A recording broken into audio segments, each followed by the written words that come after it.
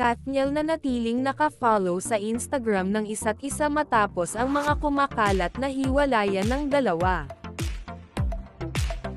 Alam naman natin noong nakaraan ay may kumalat na balitang hiwalay na ang Kathniel at ang dahilan pa nito ay si Andrea Brillantes.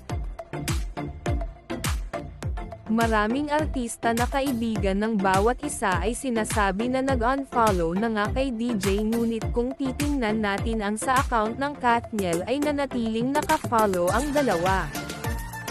Narito pa nga ang sinabi ni DJ sa isang fan patungkol sa kumakalat na isyu ng couple.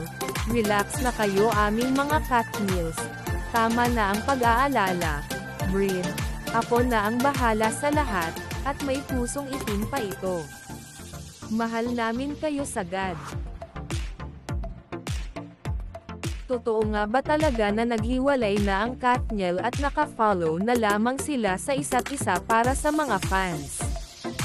Talaga nga naman iba't iba na ang mga sinasabi ng tao at hindi pa nga nakukumpirma ng dalawa ang isyu na ito.